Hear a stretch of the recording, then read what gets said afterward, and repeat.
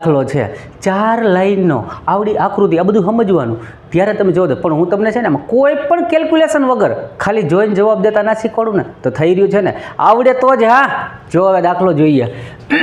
શું પૂછ્યું છે વાંચો કે એક વર્તુળ પર એકબીજાને 75 અંશના કોણ બનાવતી સ્પર્શ રેખાની એક જોડ એવી રીતે ખેંચવામાં આવી છે કે જે વર્તુળની બે ત્રિજ્યાઓ પર તેમના અંતિમ બિંદુએ મળે છે તો તેમની વચ્ચેનો ખૂણો અથવા તો કોણ કેટલાનો હોય આ ગ્રુપ ડીના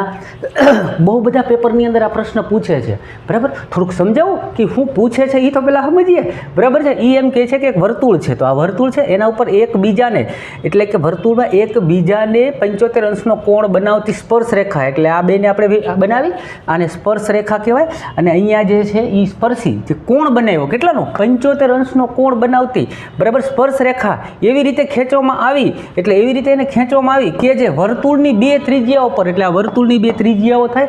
એના પર તેના અંતિમ બિંદુ એટલે ત્રિજ્યાના અંતિમ બિંદુ એને માનો કે આપણે અહીંયા નામ આપવું હોય તો આપી દઈએ પી ઉપર બરાબર છે મળે છે ઓકે તો એ જે પી ઉપર મળીને ત્યાં ખૂણો કેટલાનો બને બસ આ સવાલ છે બરાબર હવે અહીંયા જે બન્યો છે ને એનું આપણને કીધું છે કે એ અહીંયા જે બને છે બંને સ્પર્શ રેખાઓનો જે કોણ એ 75 અંશનો કોણ બને છે તો આ પૂછ્યું છે હવે 1 સેકન્ડમાં જવાબ આપતા શીખવાડું એક જ સેકન્ડમાં એનું મતલબ એવો છે આ 75 હોય ને તો એ ખૂણો અને આ ખૂણો બેનો સરવાળો 180 અંશ થાય